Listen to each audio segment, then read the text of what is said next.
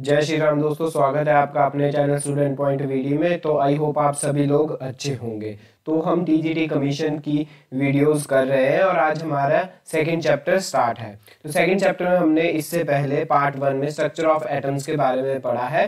तो आज हम पार्ट 2 में पढ़ेंगे जो इसके कुछ कॉन्सेप्ट रह गए हैं, जैसे Heisenberg uncertainty principal, quantum numbers, वो हम आज वीडियोज में कंप्लीट करेंगे। तो आप मुझे ये बताइए कि आपके जो पार्ट 1 था वो आपको क्लियर हुआ या नहीं हुआ। ठीक है, वो कमेंट बॉक्स में हमें ज़रूर बताइए जो हमारा पार्ट 1 था आपके लिए यूजफुल रहा या नहीं रहा। तो आज हम लेके आए हैं आपके लिए पार्ट 2 हिजनबर्ग अनसर्टेनिटी प्रिंसिपल, जो कि बहुत ही इंपॉर्टेंट टॉपिक है। ठीक है, तो दोस्तों शुरू करते हैं हम आज की वीडियो। तो हिजनबर्ग अनसर्टेनिटी प्रिंसिपल होता क्या है? हिजनबर्ग अनसर्टेनिटी प्रिंसिपल था, it is not possible to measure simultaneously. देखो दोस्तों, ये वाला वर्ड बहुत ज्यादा इंपॉर्टेंट है। Simultaneously both the position and the momentum of a microscopic particle with absolute accuracy. ठीक है, तो हिजनबर्ग अनसर्टेनिटी प्रिंसिपल ये बोलता है कि आप एक साथ पोजीशन और मोमेंटम एक साथ मेजर नहीं कर सकते।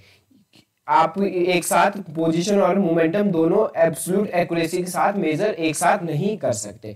तो ये बोलता हमारा हिजनबर्ग अनसर्टेनिटी प्रिंसिपल। इसलिए यहाँ पे वर्ड क्या लगाया इन्होंने? साइमल्टेनियसली। ठीक है, तो इन्होंने एक इक्वेशन निकाली कि डेल्टा एक्स और डेल्टा पी किसके बराबर होना चाहिए? हमेशा किससे बड़ा होना चाहिए? h/4 पाई से बड़ा होना चाहिए। इससे छोटा हमारे पास इसकी वैल्यू नहीं होनी चाहिए। डेल्टा एक्स क्या है दोस्तों? इसमें पोजीशन। डेल्टा एक्स क्या है? इसमें पोजीशन। और डेल्टा पी क्या है? इसमें मोमेंटम। ठीक है, जो पोजीशन और मोमेंटम की वैल्यू अगर आप निकालोगे तो हमेशा किससे बड़ी होनी चाहिए? h/4 पाई से बड़ी होनी चाहिए। कई बार इससे दोस्तों न्यूमेरिकल आ जाता है। ठीक है, तो न्यूमेरिकल कैसे आप फाइंड आउट करेंगे? डेल्टा एक्स डेल्टा पी किसके बराबर है? h/4 पाई के बराबर। ठीक है, यहाँ से डेल्टा एक्स को इधर रहने दो। ठीक है, डेल्टा पी को ले जाओ, किसके बराबर आ जाएगा? h/4 pi into delta P. तो यहाँ पे वैल्यू आपने डायरेक्ट निकालनी होती है। एच की वैल्यू आपको पता है, प्लैंक्स कांस्टेंट। प्लैंक्स कांस्टेंट की वैल्यू कितनी होती है? एच की वैल्यू कितनी होती है हमारे पास? 6.63 इंटू 10⁻⁻34 हमारे पास एच की वैल्यू रहती है। और ये वाला क्वेश्चन एचपी टेट में भी आपको कई बार आ चुका है। ठीक है, प्लैंक्स कांस्टेंट की वैल्यू। तो नेक्स्ट हमारे पास ड्रॉबैक्स ऑफ बोहर मॉडल। तो सबसे पहला ड्रॉबैक्स तो यही था हमारा कि पहला ड्रॉबैक्स क्या था इसका? Bore is only for single hydrogen atom. Bore सिर्फ किसके लिए एप्लीकेबल था? जो सिंगल इलेक्ट्रॉन के लिए ही एप्लीकेबल था। दोस्तों सबसे इंपॉर्टेंट बात, जो बोहर ने मॉडल निकाला था वो सिर्फ किसके लिए एप्लीकेबल था? सिर्फ सिंगल इलेक्ट्रॉन के लिए एप्लीकेबल था। जैसे हाइड्रोजन के लिए एप्लीकेबल था। ठीक है, हीलियम में कितने इलेक्ट्रॉन होते हैं दोस्तों? 2 इलेक्ट्रॉन होते हैं। हीलियम में कितने इलेक्ट्रॉन होते हैं? 2 इसका एटॉमिक मास, एटॉमिक नंबर होता है, और 4 इसका क्या होता है? एटॉमिक मास होता है। ठीक है, तो ये हमारे पास इलेक्ट्रॉन कैसे फाइंड आउट करते हैं? जितना उसका एटॉमिक नंबर होता है। तो हीलियम में कितने इलेक्ट्रॉन होते हैं? 2। ठीक है, तो जब हम इसमें प्लस निशान लिखा देंगे तो इसका एक इलेक्ट्रॉन क्या हो जाता है? रिमूव हो जाता है। तो ये किसके लिए? बोर का He+। अब कितने इलेक्ट्रॉन रह गए इसमें? एक इलेक्ट्रॉन रह गया। ठीक है, तो बोर का मॉडल सिर्फ सिंगल इलेक्ट्रॉन के लिए था, मतलब हीलियम प्लस के लिए था। ठीक है, वैसे ही लिथियम प्लस या लिथियम 3+ भी आप इसको लिख सकते हैं। ठीक है, लिथियम, हाइड्रोजन, हीलियम, लिथियम। ठीक है, 3 होते हैं।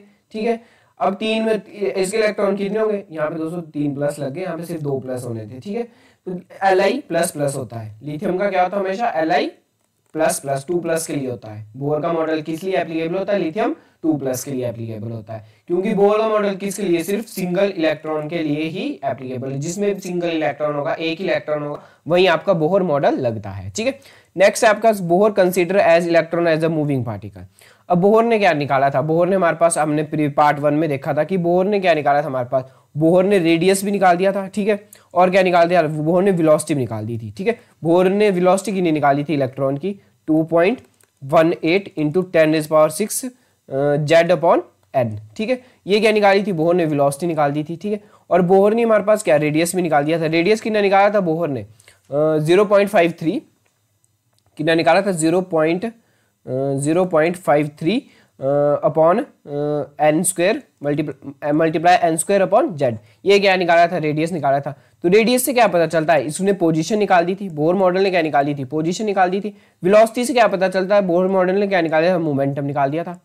ठीक है, पर हमारे को हिजनबर्ग अनसर्टेनिटी प्रिंसिपल क्या बोलता है कि हम एक साथ पोजीशन और मोमेंटम नहीं निकाल सकते किसी भी इलेक्ट्रॉन का। पर बोहर ने क्या कर दिया था, पोजीशन भी निकाल दी थी और मोमेंटम भी निकाल दिया था।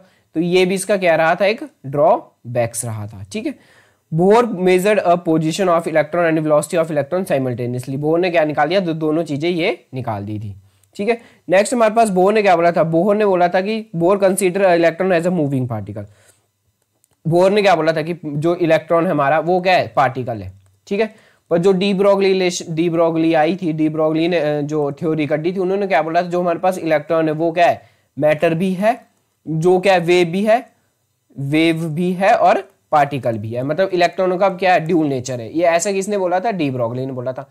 तो यहाँ पे भी ये इसका क्या, बोहर का ड्रॉबैक्स आ गया था। ये वाला भी इसका बोहर का ड्रॉबैक्स था, और बोहर का सिर्फ सिंगल इलेक्ट्रॉन के लिए ही एप्लीकेबल था।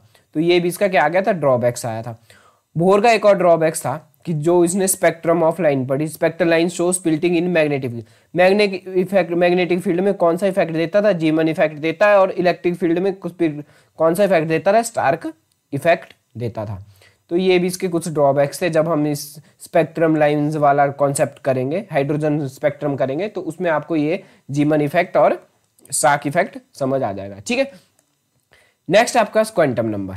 ठीक है, ये बहुत ही इंपॉर्टेंट टॉपिक है। इससे आपको डेफिनेटली कोई ना कोई क्वेश्चन जरूर आपको एग्जाम में देखने को मिलेगा। तो क्वांटम नंबर हमारे पास कितने प्रकार के थे, क्वांटम हमारे पास 4 प्रकार के क्वांटम नंबर थे। क्वांटम नंबर होता क्या हमारे पास, probability of finding a electron is maximum. ध्यान से देखना दोस्तों, यहाँ पे क्या है, न्यूक्लियस है, इसके बाहर क्या है, बोहर हमारे पास ऑर्बिट्स है। ठीक है, तो इन्होंने क्या बोला कि मान लो हमारे पास यहाँ पे क्या है, एक इलेक्ट्रॉन है। ठीक है, तो इलेक्ट्रॉन क्या करता है, रिवॉल्व करता है। पर इलेक्ट्रॉन का हम अगर हमारे को पोजीशन पता चल गई तो मोमेंटम नहीं पता चल सकता। ठीक है, ये कौन बोलता है, हिजनबर्ग अनसर्टेनिटी प्रिंसिपल बोलता है। अगर मोमेंटम पता चल गया इलेक्ट्रॉन का तो पोजीशन हमारे को पता नहीं चल सकती। ठीक है, तो ये दोनों चीजें साइमल्टेनियसली हम निकाल नहीं सकते। तो अगर हमने क्या बोला, तभी तो क्वांटम नंबर की डेफिनेशन क्या होती है, probability of finding a electron is maximum. ठीक है, तो मतलब जो हमारा इलेक्ट्रॉन है कहां पे सबसे ज्यादा पाया जाएगा, इस पोजीशन पे सबसे ज्यादा प्रोबेबिलिटी की इलेक्ट्रॉन यही सबसे ज्यादा पाया जाएगा। ठीक है, तो इसलिए यहाँ पे क्या है, प्रोबेबिलिटी है।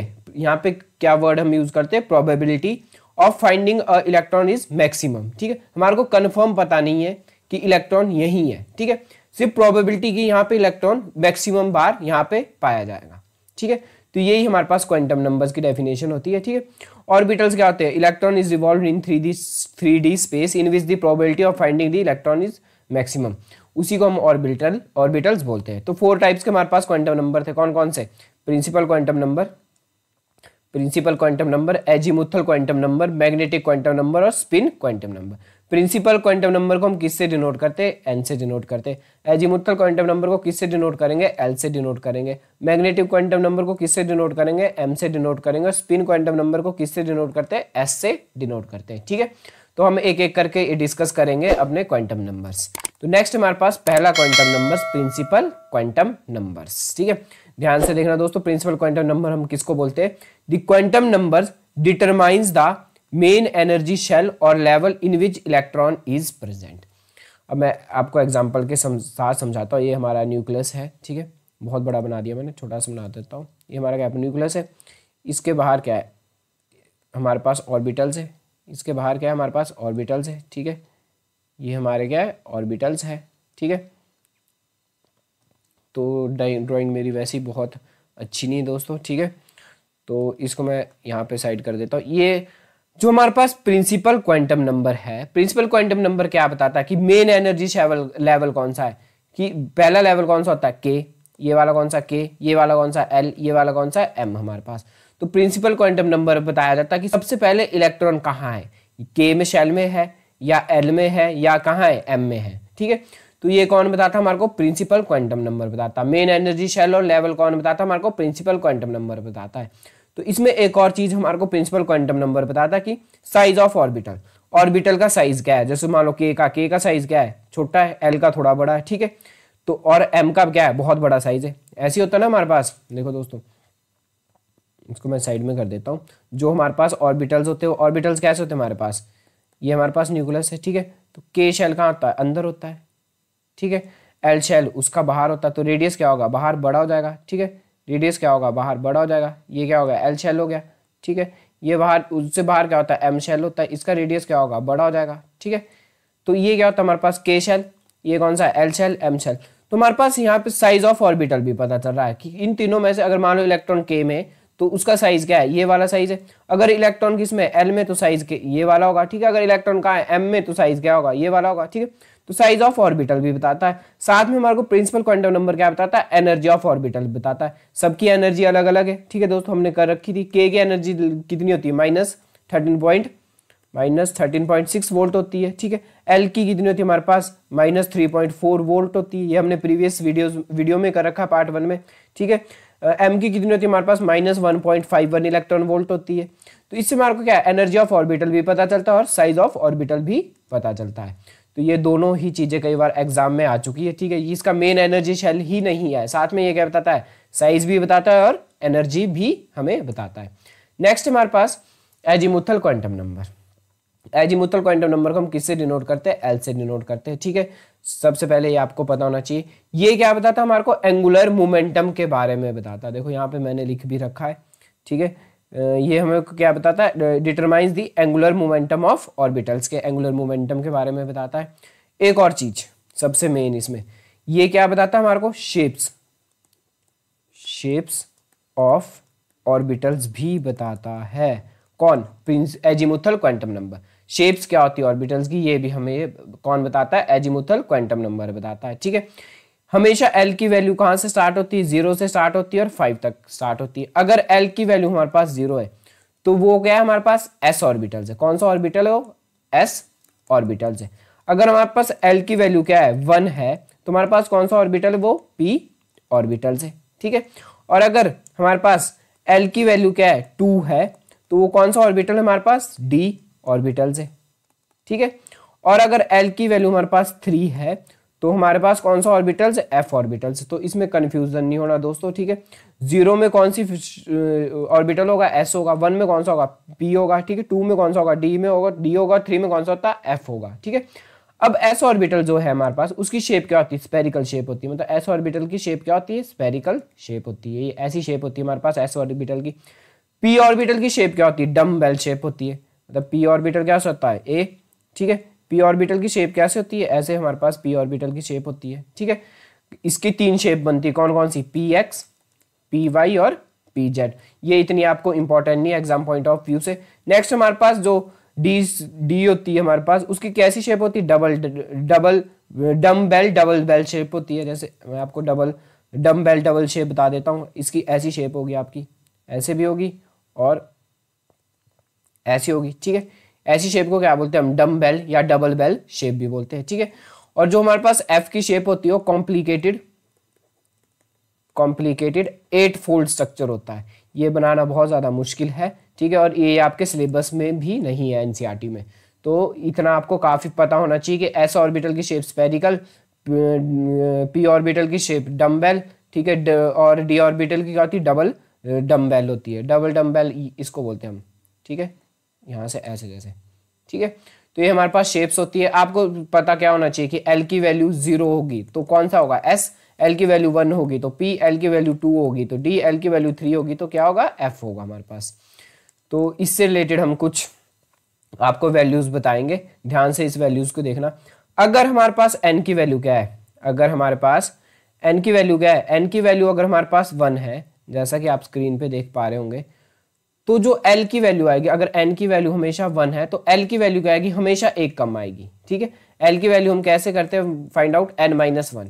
तो अगर एन की वैल्यू क्या है हमारे पास 1 है तो एल की वैल्यू क्या होगी, 1 - 1 कितनी होगी, 0। तो एल की वैल्यू क्या है, 0। अगर एल की वैल्यू 0 होगी तो 0 कौन सी, 0 कब बनती है, एल की वैल्यू जब 0 होती है तो क्या बनता है हमारे पास, एस ऑर्बिटल बनता है, ठीक है। यहाँ आप देख रहे होंगे, ठीक है। जब 0 होगी तो कौन सा ऑर्बिटल बनेगा, एस ऑर्बिटल बनेगा, ठीक है। यहाँ पे भी, यहाँ पे क्या 0 आई तो कौन सा ऑर्बिटल बना, 1s बना, ठीक है। 1 जो हमने कहाँ से लिखा, 1 लिखा जो n की वैल्यू होती है हमारे पास, ठीक है। ये आपको समझ आ गया दोस्तों। नेक्स्ट हमारे पास क्या है, जब हमारे पास n की वैल्यू क्या होगी, 2 होगी। n की वैल्यू क्या है हमारे पास, 2 है। जैसे यहाँ पे आप देख रहे होंगे, तो n की वैल्यू अगर 2 है तो l की वैल्यू क्या आएगी, l की वैल्यू हमेशा आएगी क्या, 1 माइनस इससे 1 आएगी। 1 से पीछे क्या होता है, 0 भी आएगी, ठीक है। हमेशा याद रखना, ऐसे मत कर लेना कि l की वैल्यू सिर्फ 1 है। 1 से जो पीछे होगा वो भी क्या होगी, एल की हमारे पास वैल्यू होगी। मतलब एल की वैल्यू क्या क्या है हमारे पास, 0 और 1 आ गई। ठीक है, एल की वैल्यू क्या आ गई हमारे पास, 0 और 1 आ गई। 2 के लिए एल की वैल्यू क्या है, 0 और 1 आ गई। अब इसके जो ऑर्बिटल्स की शेप ऑर्बिटल्स बनेंगे क्या क्या बनेंगे इसमें, 2s, क्योंकि देखो n 2 क्या था हमारे पास, n की वैल्यू है। ठीक है, तो दो शेप पे आई, एक 0 आई और एक क्या आई, 1 आई। अगर 0 आई तो 2s बनेगा, अगर 1 आई तो क्या बनेगा, 2p बनेगा, क्योंकि 1 किसकी होती है हमारे पास, p ऑर्बिटल्स की होती है। देखो 1 किसकी होती है, p ऑर्बिटल्स की होती है। ठीक है, तो वैसे ही हमारे पास नेक्स्ट है n की वैल्यू जब 3 होगी, n की वैल्यू क्या है 3 होगी, तो हमारे पास l की वैल्यू क्या होगी, l की वैल्यू क्या होगी 2 होगी एक। ठीक है, क्योंकि एक कम होती है हमेशा n से, तो l की वैल्यू 2 होगी, तो इससे पीछे वाले 2 से पीछे क्या आएगा, 1 भी होगी और क्या होगी 0 भी होगी। तो इसके ऑर्बिटल्स क्या बनेंगे, 3 है, तो 3 तो हमेशा सबके साथ रहेगा। अगर 0 बनी तो क्या बनेगी 3s, अगर 1 होगा तो क्या बनेगा 3p, और अगर 2 होगा तो क्या बनेगा 3d बन जाएगी। ठीक है, तो इसलिए 3s 3p और 3d होता है। नेक्स्ट है आपके पास क्या, अगर n की वैल्यू क्या है 4 है, अगर n की वैल्यू क्या है 4 है, तो l की वैल्यू क्या होगी हमारे पास 0 1 2 और 3। ठीक है, तो ऑर्बिटल्स क्या बनेंगे, 4 तो वैसे ही रहेगा, अगर 0 होगा तो क्या बनेगा 4s, 1 होगा तो 4p, 2 होगा तो 4d और 3 होगा तो क्या बनेगा 4f बनेगा। तो ऐसे हमारे पास वैल्यूज निकलती है। ठीक है, अब हमने पढ़ रखा था कि ये हमारे को क्या बताता है, एंगुलर मोमेंटम भी बताता है। तो एंगुलर मोमेंटम हम कैसे फाइंड आउट करते हैं एजीमुथल का, वो करेंगे हम। इसका एक फॉर्मूला होता है, मैं आपको बता दूं फार्मूला क्या होता है हमारे पास। इसका फॉर्मूला होता है एंगुलर मोमेंटम का h/2 under root l into l plus 1। ये हमारे पास फॉर्मूला होता है एंगुलर ऑर्बिटल एंगुलर मोमेंटम निकालने का। क्या फॉर्मूला होता है ऑर्बिटल एंगुलर मोमेंटम निकालने का, h/2 under root l into l plus 1। ठीक है, जैसे क्वेश्चन यहाँ पे दे रखा हुआ, find the orbital angular momentum of 3p sub shell. ठीक है, तो यहाँ पे कौन सा शेल दे रखा है, 3p सब शेल दे रखा है। यहाँ पे कौन सा सब शेल दे रखा है हमारे पास, 3p सब शेल दे रखा है। तो 3 क्या होती है इसकी, n की वैल्यू होती है, n की वैल्यू क्या होती है 3, साथ में क्या लिखा p, तो p जब लिखा है तो l की वैल्यू की आएगी, क्या आती है l की वैल्यू, p पे क्या होती है l की वैल्यू 1 होती है, क्या होती है 1 होती है। तो l की वैल्यू क्या आएगी हमारे पास 1 आ जाएगी, l की वैल्यू क्या आ जाएगी हमारे पास 1 आ जाएगी। ठीक है, तो हमारे पास किसकी n की वैल्यू निकल गई और l की वैल्यू निकल गई। फॉर्मूला क्या होता है निकालने का, h/2 under root l into l plus 1। ठीक है, h/2 वैसे ही रहेंगे। ठीक है, अंडर रूट l की वैल्यू क्या है हमारे पास 1, तो 1 इंटू 1 प्लस 1 क्या आ जाएगा है h/2 under root 1 into bracket में क्या आ जाएगा 2, तो 2 1 जा 2, तो ये क्या बन जाएगा h/2 अंडर रूट 2। तो वैल्यू क्या है हमारे पास इसकी, ठीक है, इसकी वैल्यू आ गई हमारे पास अंडर रूट 2h/2। ठीक है, तो एंगुलर मोमेंटम निकल गया हमारे पास। फाइंड द ऑर्बिटल किसका, 3p सब शेल का। तो इस प्रकार के आपको न्यूमेरिकल भी देखने को मिल सकते हैं। हमेशा हम वीडियोस के एंड में आपके लिए एनसीईआरटी के न्यूमेरिकल लेके आएंगे जो आपके एग्जाम में भी आए हुए हैं और एग्जाम पॉइंट ऑफ व्यू से भी बहुत इंपॉर्टेंट है। तो नेक्स्ट हम पढ़ने वाले हैं मैग्नेटिक क्वांटम नंबर। तो मैग्नेटिक क्वांटम नंबर को हम किससे डिनोट करते हैं, छोटे m से डिनोट करते हैं। ठीक है, मैग्नेटिक क्वांटम नंबर हमें क्या बताता है, the quantum number determines the orientation of orbital. क्या बताता है, ओरिएंटेशन ऑफ ऑर्बिटल। कौन बताता है, मैग्नेटिक क्वांटम नंबर बताता है। तो मैं आपको एग्जांपल के साथ ही इसको समझाऊंगा। ठीक है, इसको मैं साइड में कर लेता हूं। तो आपने ध्यान से देखना यहाँ पे कि कैसे हम magnetic quantum number find out करते हैं। तो आपको पहले n की वैल्यू लग गया पता, ठीक है, कैसे फाइंड आउट करते हैं, l की वैल्यू भी आपको पता लग गई। ठीक है, तो m की वैल्यू हम कैसे निकालते हैं वो मैं आपको आज बताऊंगा। ठीक है, अगर हमारे पास अभी हम n को नहीं इसमें काउंट करेंगे, सिर्फ l को काउंट करेंगे, क्योंकि l की वैल्यू अगर हमारे पास 0 है, l की वैल्यू 0 कब होती है, l की वैल्यू 0 कब होती है, जब s ऑर्बिटल होता है। ठीक है, तो इसका मैग्नेटिक क्वांटम नंबर क्या आएगा, मैग्नेटिक क्वांटम नंबर इसका क्या आएगा, 0 ही आएगा। ठीक है, कितना आएगा मैग्नेटिक क्वांटम, इसका 0 ही आएगा। तो नेक्स्ट हमारे पास अगर n की वैल्यू क्या है हमारे पास, इसको मैं साइड में कर देता हूं। अगर हमारे पास l की वैल्यू क्या है 1 है, l की वैल्यू 1 कब आती है, जब कौन सा ऑर्बिटल होता है, p ऑर्बिटल होता है। p जब ऑर्बिटल है तो l की वैल्यू क्या होती है हमारे पास 1 होती है। ठीक है, तो अगर हमारे पास L की वैल्यू 1 है तो मैग्नेटिक क्वांटम नंबर क्या बनता है, हमेशा 0 से स्टार्ट करना। आपने ध्यान से देखना दोस्तों, 0 से स्टार्ट किया, अगर 1 है तो +1 और पीछे को क्या होगा -1, यहाँ को क्या होगा -1 होगा, ठीक है। और अगर L की वैल्यू 2 है तो क्या होगा, 0 से स्टार्ट करना, ठीक है, +1 और कहाँ तक स्टार्ट करना, +2, ठीक है, वापस से पीछे को -1 और क्या होगा -2 होगा, ठीक है। अगर L की वैल्यू हमारे पास क्या है 3 है तो क्या होगा 0 +1 +2 +3, ठीक है। यहाँ को क्या होगा -1 -2 -3। और अगर L की वैल्यू हमारे पास 4 है तो क्या होगा 0 क्या होगा +1 +2 +3 +4, यहाँ को क्या होगा -1 -2 -3 और यहाँ को क्या होगा -4 हो जाएगा। ये हमारे पास ऐसे हमारे अपने मैग्नेटिक क्वांटम नंबर की वैल्यू निकालते हैं। तो दोस्तों आई होप आपको समझ आ गया होगा कैसे हमने मैग्नेटिक क्वांटम नंबर की वैल्यू निकाली। हाँ, इसमें एक और इम्पॉर्टेंट चीज़ है कि अगर हमारे पास देखो L की वैल्यू अगर 2 होगी, L की वैल्यू क्या है 2 है, तो 2 कब होती है L की वैल्यू, जब कौन सा ऑर्बिटल होता है, d ऑर्बिटल होता है। ये हमने पढ़ लिया, ठीक है। कौन सा ऑर्बिटल होगा, d ऑर्बिटल होगा जब हमारे पास L की वैल्यू कितनी होगी 2 होगी, ठीक है। तो इसके लिए मैग्नेटिक क्वांटम नंबर क्या आएगा, 0 से स्टार्ट करेंगे हम, ठीक है, क्या आएगा +1 +2, ये आ गया, ठीक है। यहाँ को कितना होगा -1 -2। अगर हम इनको टोटल काउंट करेंगे, ठीक है, तो ये कितने बने 1 2 3 4 और 1 5, तो टोटल मैग्नेटिक क्वांटम नंबर कितने बने 5 बने, कितने बने 5 बने। तो इसी का एक फॉर्मूला भी हमने फाइंड आउट किया यहाँ पे 2l+1, इसका फॉर्मूला क्या बना 2l+1 बना। तो 2l+1 क्या है, L की वैल्यू कितनी भरेंगे हम 2 भरेंगे, ठीक है। 2 की वैल्यू L की वैल्यू कितनी भरे हमने 2 भरी +1, तो 2 2 जा 4 +1 ऐसे भी कितना आया 5 ही आया। और अगर आप ऐसे भी क्वांटम नंबर निकालते हैं ऐसे भी और उनको भी काउंट करते हैं तब भी कितना आ रहा है 5 ही आ रहा है। वैसे हम एक और एग्जांपल करेंगे, ठीक है, जिससे आपको पूरा क्लियर हो जाएगा मैग्नेटिक क्वांटम नंबर। तो एग्जांपल फिर से हमने किसकी ली, L की वैल्यू कितनी ली 3 ली। L की वैल्यू जब हमने 3 ली तो कौन सा ऑर्बिटल होगा, F ऑर्बिटल्स होगा। कौन सा ऑर्बिटल होगा, F ऑर्बिटल्स होगा, ठीक है। तो अगर F ऑर्बिटल तो M की वैल्यू कितनी आएगी, तो आप डायरेक्ट फॉर्मूले से कर सकते हैं 2l+1, ठीक है। 2 की जगह यहाँ पे 3 भर दो, L की जगह +1, 2 3 जा 6 +1 कितने ऑर्बिटल बनेंगे 7 बनेंगे, कितने बनेंगे 7 बनेंगे। वैसे हम अगर ऐसे भी निकाले तो ऐसे भी कितने देखो 1 2 3 4 5 6 और 7, टोटल कितने बन रहे 7 ही बन रहे, ठीक है। और आप अगर F ऑर्बिटल्स अगर आप लिखोगे तो हम कैसे लिखते हैं F ऑर्बिटल्स, कितने लगते 1 2 3 4 5 और 6, यहाँ पे कितने होते हैं F ऑर्बिटल में 7, 1 2 3 4 5 6 और 7। P में कितने होते हैं दोस्तों, P में अगर आपने को पता होगा तो P में कितने ऑर्बिटल्स होते हैं 3, 1 2 3, px जिसको हम py और pz भी बोलते हैं। यहाँ पे हम क्या बोलते हैं इलेक्ट्रॉन भरते हैं ऐसे, ठीक है। तो P में कितने होते हैं 3 होते हैं। ये कैसे पता चला हमारे को P में 3 होते हैं, देखो यहाँ पे क्या है P की वैल्यू कितनी थी, L की वैल्यू कितनी थी 1, L की 1 कब होती है जब P ऑर्बिटल होता है। यहाँ से हम मैग्नेटिक क्वांटम नंबर की वैल्यू निकालेंगे, क्या आएगी 0 +1 और +2, 2 थोड़ी आएगी दोस्तों, 2 नहीं आएगी, क्या आएगी हमारे पास +1 और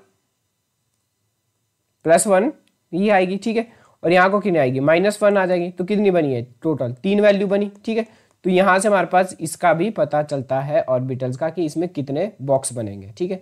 सिंपल सी लैंग्वेज में आपको बताऊं तो इससे क्या पता चलता है कि इसमें कितने बॉक्स बनेंगे। वैसे डी के लिए भी हमारे को पता चलता है कितने डी में कितने होते हैं 5 होते, कितने होते 5 होते 1 2 3 4 5। वैसे इलेक्ट्रॉन इसमें फिल होते 1 2 3 4 5 ऐसे फिल होते 6 7 8 9 और 10 ऐसे फिल होते ना डी में ऑर्बिटल। तो इससे हमारे को किससे हमारे को ये चीज़ पता चली, मैग्नेटिक क्वांटम नंबर से ये हमारे को पता चला, ठीक है। तो नेक्स्ट हमारे पास क्या स्पिन क्वांटम नंबर, ठीक है। मैग्नेटिक क्वांटम नंबर के पास क्या है हमारे पास, अच्छा एक और यहाँ पे एग्जांपल आप देख लेंगे कि how many sub shells and orbitals are present in 3, n की वैल्यू कितनी हमारे पास 3। तो हमारे को बताना है इसमें कितने सब शेल है और कितने हमारे पास ऑर्बिटल्स है, ठीक है। तो सबसे पहले अगर जब हमारे पास n की वैल्यू 3 है, ध्यान से देखना दोस्तों बड़ा अच्छा न्यूमेरिकल है यहाँ पे, ठीक है। तो मैं इसको पहले साइड कर देता हूँ, यहाँ पे लगा देता हूँ, ठीक है। तो इसको ध्यान से देखना, अगर n की वैल्यू 3 तो l की वैल्यू कितनी आएगी दोस्तों, कितनी आएगी हमारे पास 0 1 और 2 आएगी, क्योंकि एक कम होती है n की, तो l की वैल्यू हमारे पास आ गई। अब m की वैल्यू क्या होगी, m की वैल्यू क्या होगी, पहले हम निकालेंगे 0 के लिए। 0 के लिए m की वैल्यू क्या होगी, 0 के लिए हमारे पास m की वैल्यू होगी 0, ठीक है। और m की वैल्यू 1 के लिए क्या होगी, अगर m क्या है 1 है, l क्या है अगर 1 है, तो m की वैल्यू क्या होगी, m की वैल्यू होगी -1, 0 और +1। और अगर l हमारे पास 2 है दोस्तों, यहाँ पे l लिख लेना, l 0 है, l 1 है और l हमारे पास क्या है 2 है, तो हमारे पास m की वैल्यू क्या आएगी, m की वैल्यू क्या आएगी, m की वैल्यू आएगी हमारे पास 0 स्टार्ट करेंगे, +1, +2, -1, -2, ठीक है। तो टोटल हमारे पास कितने इसमें ऑर्बिटल्स आए, तो एक इसमें, ठीक है। इसमें कितने, 3 और 1 4, और इसमें कितने 1 2 3 4 5, तो टोटल कितने हैं हमारे 5 6 7 8 और 1 9, कितने आए हमारे पास टोटल 9 आए, ठीक है। तो इसी का एक फॉर्मूला भी होता है दोस्तों, नंबर ऑफ ऑर्बिटल्स निकालने का फॉर्मूला क्या होता है हमारे पास, n² होता है, ठीक है। यहाँ पे मैंने लिख भी रखा और बहुत ज़्यादा इंपॉर्टेंट है ये, नंबर ऑफ ऑर्बिटल्स निकालने का फॉर्मूला क्या होता है हमारे पास, n² होता है, ठीक है।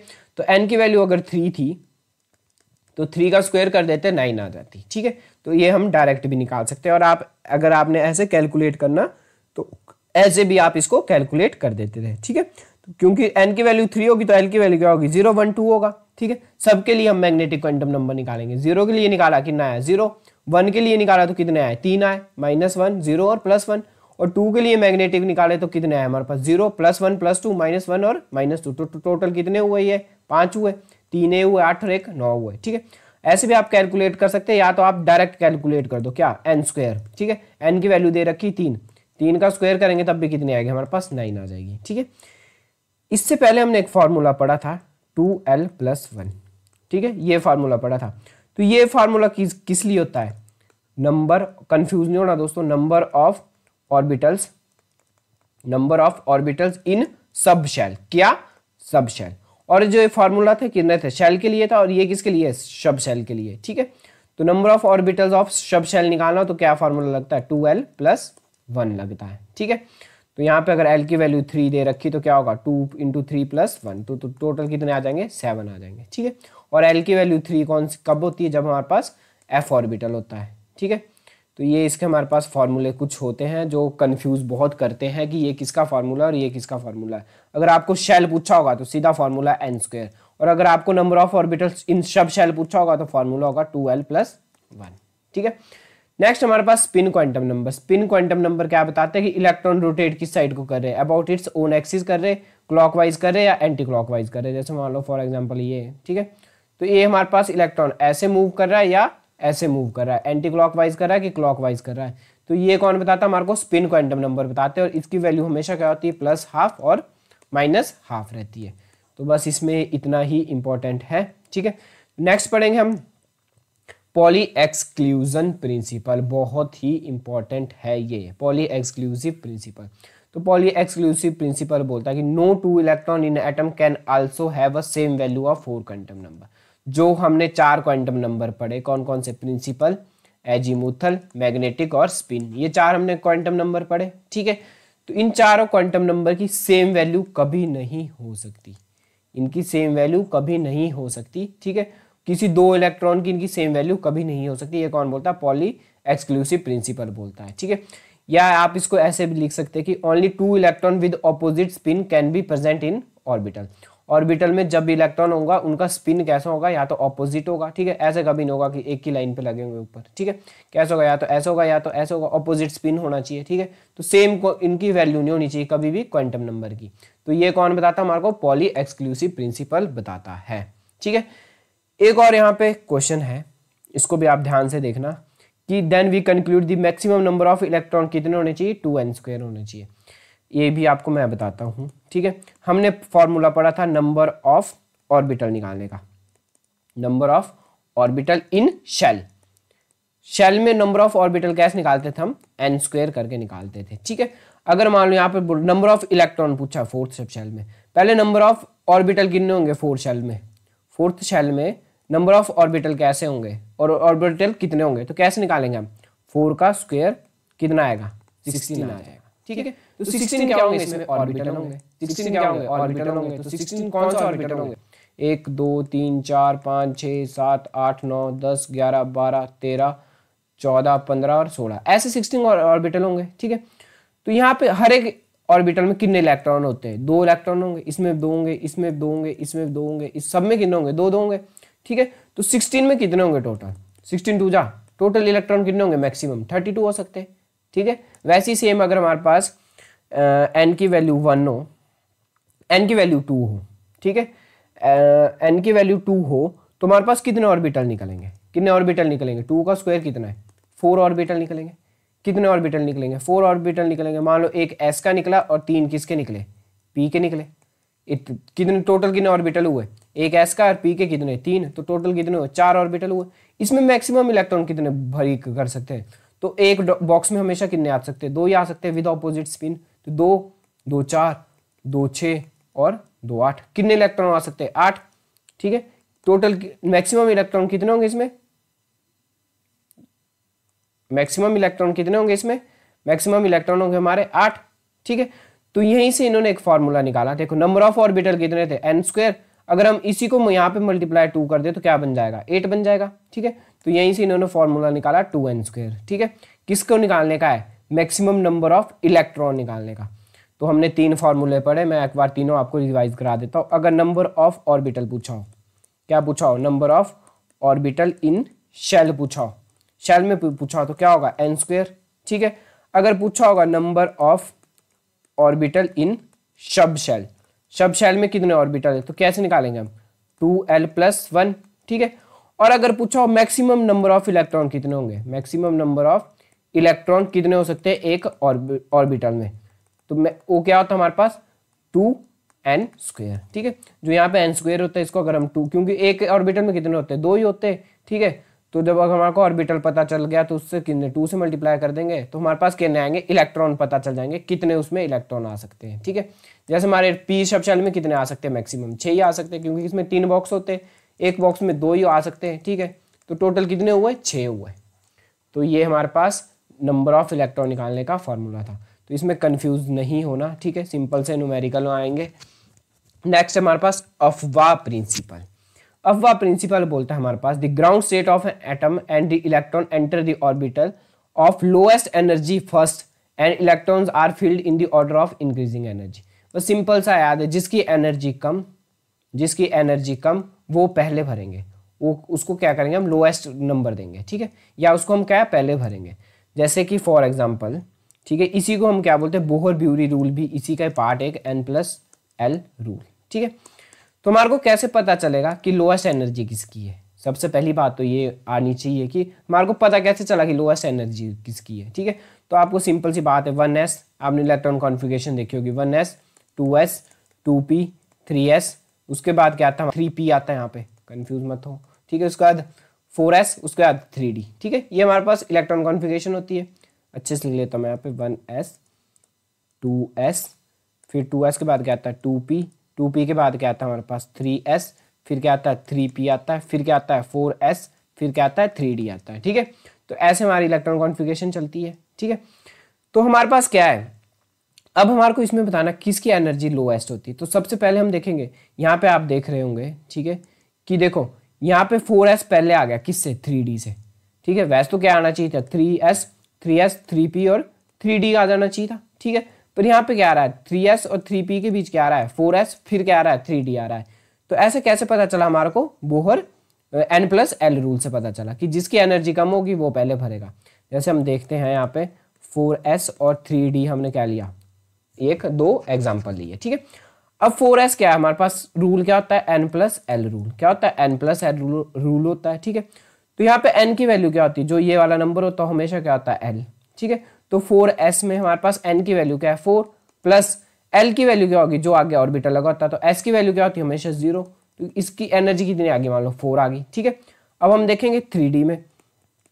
3d में n की वैल्यू क्या होती है? ये वाली, ठीक है, भर दिया हमने 3 प्लस d की वैल्यू क्या होती है? हमेशा d की वैल्यू होती है हमारे पास, s की वैल्यू क्या होती है? 0, p की वैल्यू क्या होती है? 1, d की वैल्यू क्या होती है? 2। तो d की वैल्यू क्या आ जाएगी हमारे पास? 2। तो क्या बन गया है? 5। तो 4 और 5 में कौन छोटा है? 4 छोटा है, तो इसलिए हमने 4s क्या भरा? पहले भरा एज कम्पेयर टू 3D। ठीक है, आई होप आपको समझ आ गया होगा क्यों हमने 4s पहले भरा 3D से। तो इसी को हम क्या बोलते हैं, ये हमारा कौन सा प्रिंसिपल होता है, अफवाह प्रिंसिपल होता है कि लोएस्ट एनर्जी हमेशा क्या होगी, फील्ड पहले होगी। ठीक है, और लोएस्ट एनर्जी को हमारे को कौन बताता है, बोहर-ब्यूरी रूल बताता है। जो n+l रूल होता है वो हमें बताता है कि लोएस्ट एनर्जी किसकी है। एक और एग्जांपल हम लेंगे, जैसा कि आप यहाँ पे देख पा रहे होंगे कि इलेक्ट्रॉन कॉन्फ़िगरेशन पहले मैं आपको लिख के दे देता हूँ। ठीक है, इलेक्ट्रॉन कॉन्फ़िगरेशन क्या होती है, 1s 2s 2p 3s 3p 4s फिर 3d। तो यहाँ पे अगर हम ये वाला एग्जांपल लें, ठीक है, कौन सा 2p और 3s वाला हमने एग्जांपल लिया। ठीक है, तो कौन सा हमारे पास पहले भरा जाएगा, तो फिर से हम क्या देखेंगे, n+l रूल देखेंगे। कौन सा रूल देखेंगे, n+l रूल देखेंगे।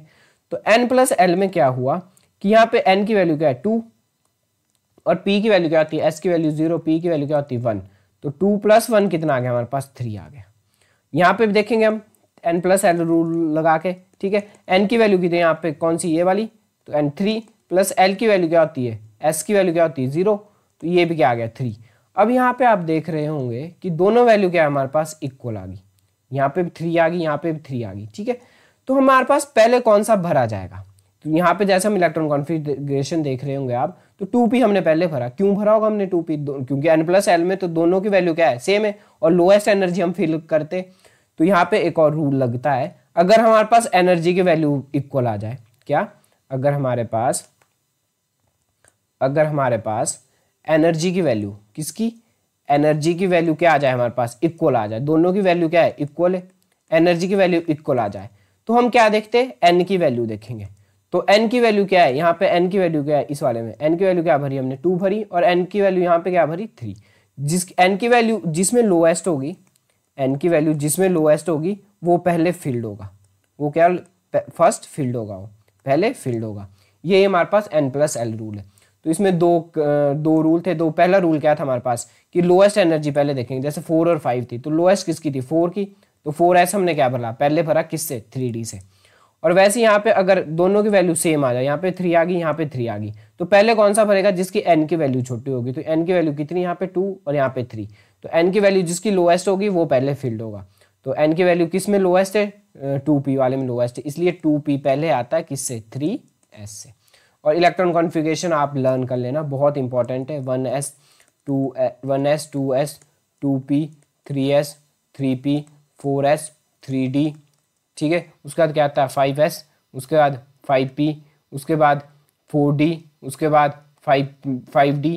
ठीक है, तो ऐसे हमारे पास इलेक्ट्रॉन कॉन्फ़िगरेशन चलती है, इसको आप लर्न कर लेना, बहुत इंपॉर्टेंट है इलेक्ट्रॉन कॉन्फ़िगरेशन। तो नेक्स्ट हमारे पास देखो, यहाँ पे मैंने क्या लिखा है, if the value is same, अगर वैल्यू सेम हो जाए, those value is filled first whose n value is minimum. यहाँ पे देखो 3 वैल्यू आई थी दोनों की, तो किसकी वैल्यू फील्ड फर्स्ट होगी, जिसकी n की वैल्यू क्या होगी, मिनिमम होगी। तो n की वैल्यू एक में कितनी थी 2, एक में कितनी थी 3, तो 2p पहले आया किससे, 3s से। तो यही था। एक और इसमें एक्सेप्शनल है हमारे पास अफवाह प्रिंसिपल का, कि ये सिर्फ single electron can not apply this principle. अगर हमारे पास सिर्फ सिंगल इलेक्ट्रॉन है तो ये अफवाह प्रिंसिपल नहीं लगता। तो कई बार इस टाइप का क्वेश्चन भी आपको देखने को मिल सकता है एग्जाम में। नेक्स्ट हमारे पास हुंड्स रूल। नेक्स्ट कौन सा हमारे पास, Hund's rule of maximum multiplicity.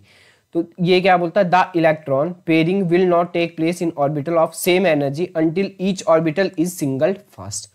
तो इसको मैं एग्जाम्पल के साथ ही आपको समझाऊंगा, एग्जाम्पल से आपको बहुत अच्छे से समझ आएगा क्या हमारे पास हुंड्स रूल बोलता है। तो हुंड्स रूल बोलता है हमारे पास, जैसे मानो मैंने कौन सा ऑर्बिटल बना दिया, p ऑर्बिटल बना दिया, ये मैंने कौन सा ऑर्बिटल बना दिया, p ऑर्बिटल बना दिया। तो जो हमारे पास हुंड्स रूल है, हुंड्स रूल बोलता है हमारे पास कि इलेक्ट्रॉन कैसे फील्ड होंगे हमारे पास इलेक्ट्रॉन ऐसे फील्ड होंगे, पहला यहाँ भरा जाएगा, मान लो p में कितने हमारे पास, मान लो हमारे पास 2p3 है, तो p में कितने इलेक्ट्रॉन है, 3 इलेक्ट्रॉन है, p में कितने इलेक्ट्रॉन है, 3 इलेक्ट्रॉन है। तो हमारे पास इलेक्ट्रॉन पहला ऐसे भरा जाएगा, फिर दूसरा ऐसा भरा जाएगा, तीसरा ऐसे भरा जाएगा, ठीक है, फिर चौथा यहाँ से यहाँ भरा जाएगा, पांचवा ऐसे भरा जाएगा, छठवा ऐसे भर जाएगा, ठीक है। ऐसे मत कर देना कि आपने क्या किया, p ऑर्बिटल बनाया यहाँ पे, ये p ऑर्बिटल बनाया, ठीक है, और इलेक्ट्रॉन भर रहे आप कैसे, यहाँ पे कितने p में मान लो 3 इलेक्ट्रॉन है, तो आप कैसे भर रहे, पहला यहाँ भरे, दूसरा यहाँ भरे और तीसरा ऐसे भरे। ऐसे कभी नहीं भरा जाएगा।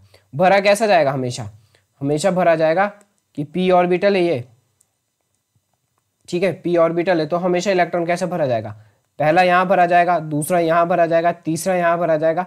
फिर अगर p में मान लो 5 इलेक्ट्रॉन है तो पहला यहाँ भरा गया, दूसरा यहाँ भरा गया, तीसरा, फिर चौथा, फिर पांचवा। वैसे अगर मैं आपको एग्जांपल दूं डी में कैसे इलेक्ट्रॉन भर जाएंगे, ये मान लो क्या है डी है हमारे पास, डी में कितने होते हैं, 5 होते हैं, 1 2 3 4 और 5। तो डी ऑर्बिटल्स में कैसे भरे जाएंगे, डी ऑर्बिटल में भरा जाएंगे, पहला मान लो डी ऑर्बिटल्स में कितने होते हैं टोटल इलेक्ट्रॉन, 10 इलेक्ट्रॉन होते, डी में टोटल मैक्सिमम इलेक्ट्रॉन कितने होते हैं, 10 इलेक्ट्रॉन होते।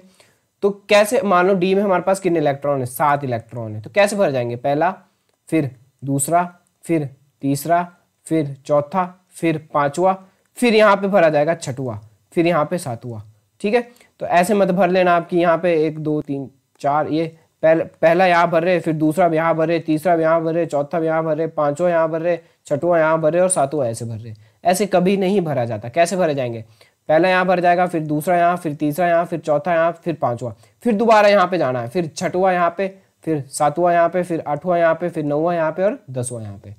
तो ये रूल कौन बताता है कि ऐसे इलेक्ट्रॉन भरे जाएंगे, ये बताता है हमारे को हुंस रूल बताता है कि the electron pairing will not take place in orbital of same energy until each orbital is single filled, मतलब पहले वो सिंगल फील्ड भरा जाएगा। ठीक है, ये कौन बताया हमारे को, हुंस रूल ऑफ मैक्सिमम मल्टीप्लिसिटी ने बताया। तो अब हम नेक्स्ट वीडियो में नेक्स्ट स्लाइड में देखेंगे आपके पास की exceptional electron configuration in periodic table. जितनी भी एक्सेप्शनल इलेक्ट्रॉन कॉन्फ़िगरेशन है, कई बार एग्जाम में डायरेक्ट आ जाती है, तो आप ये जितने भी यहाँ पर एक्सेप्शनल है ये इसको आप अपने पास लिख ले, लर्न कर ले, तो एग्जाम में आपको करने के लिए बहुत इजी रहेगा। मेन आपको बता देता हूँ, एक कॉपर का हो गया, एक क्रोमियम हो गया, ठीक है, एक आपको पैलेडियम की पता होनी चाहिए, सिल्वर की पता होनी चाहिए, प्लेटिनम की पता होनी चाहिए, गोल्ड की पता होनी चाहिए। ठीक है, यहाँ पे आपको सीरियम और लैंथनम की पता होनी चाहिए, बस यही यहाँ पे क्या है, और एक यूरेनियम की। ये कुछ important exceptional EXCEPTIONL exceptional electronic configuration है। ठीक है, वैसे होती क्या इलेक्ट्रॉन कॉन्फ़िगरेशन, होनी क्या चाहिए थी, क्रोमियम की क्या होती है इलेक्ट्रॉन कॉन्फ़िगरेशन, होनी क्या चाहिए थी 3d4 4s1 होनी चाहिए थी, पर एक्चुअली इसकी इलेक्ट्रॉन कॉन्फ़िगरेशन क्या होती है 3d5 और 4s1 होती है। ठीक है, यहाँ पे 4s2 होती।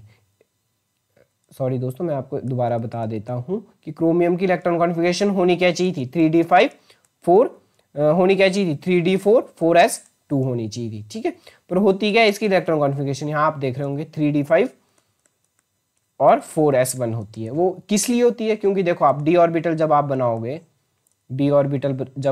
ये मैंने कौन सा ऑर्बिटल बनाया डी, तो इसमें कितने बॉक्स होते हैं 1 2 3 4 5 होते। ठीक है, तो अगर हम पहले इलेक्ट्रॉन कॉन्फ़िगरेशन क्या होती है क्रोमियम की 3d4 4s2 होती है। अगर हम डी के इलेक्ट्रॉन देखें कितने 4, तो मैंने भर दिए 4, 1 2 3 4। पर एक्सेप्शनल क्या है, क्रोमियम की होती क्या है वैसे 3d5 4s1 होती है। ठीक है, अब मैं डी में कितने भरूंगा 5 भर दूंगा, 1 2 3 1 2 3 4 5। तो अब डी में कितने भर दिए मैंने 5, 1 2 3 4 और 5। देखो अब डी में कितने पहले 4 है, अब डी में कितने 5, तो ये क्या हो गया हाफ फील्ड हो गया। क्या हो गया, हाफ फील्ड हो गया। तो हाफ फील्ड और फुली फील्ड हमेशा क्या होते हैं, मोर स्टेबल होते हैं। इस बात को हमेशा याद रखना, जो भी हाफ फील्ड होते हैं और फुली फील्ड होते हैं वो क्या होते हैं, मोर स्टेबल होते हैं। इसीलिए इनकी इलेक्ट्रॉन कॉन्फ़िगरेशन क्या होती है हमारे पास 3d5 4s1 होती है। वैसे ही आपको कॉपर की इलेक्ट्रॉन कॉन्फ़िगरेशन होनी चाहिए थी 3d9। आप एक बार कॉपर की इलेक्ट्रॉन कॉन्फ़िगरेशन लिखना, ठीक है, और तब आप मुझे बताना कि सर एक्चुअली कॉपर की इलेक्ट्रॉन कॉन्फ़िगरेशन कितनी आ रही है 3d9 4s2 आ रही है, पर होती क्या है इसकी एक्सेप्शनल है, तो होती क्या है इसकी 3d10 4s1 हो जाती है। क्यों होती है, क्योंकि अब पहले डी में कितने थे 9 ही थे, अब डी में कितने इलेक्ट्रॉन आ रहे 10 आ रहे, तो पहला दूसरा तीसरा चौथा पांचवा, फिर छठवा सातवां आठवां नौवां और 10वां। अब क्या हो जा रहा है, फुली फील्ड हो जा रहा है। क्या हो जा रहा है, फुली फील्ड हो जा रहा है। और फुली फील्ड क्या होते हैं, हमेशा एक्स्ट्रा स्टेबल होते हैं। इसलिए यहाँ पे जितने भी मैंने लिखे सबकी क्या होती है, एक्सेप्शनल इलेक्ट्रॉनिक कॉन्फ़िगरेशन होती है। ठीक है, तो आई होप आपको यहाँ तक सब कुछ समझ आ गया होगा। अगर आपको वीडियो हमारी पसंद आई होगी तो एक छोटा सा कमेंट बॉक्स में दिल जरूर रिएक्ट करें। चैनल पर नए हो तो हमारे चैनल को सब्सक्राइब जरूर करें। Thanks for watching this video.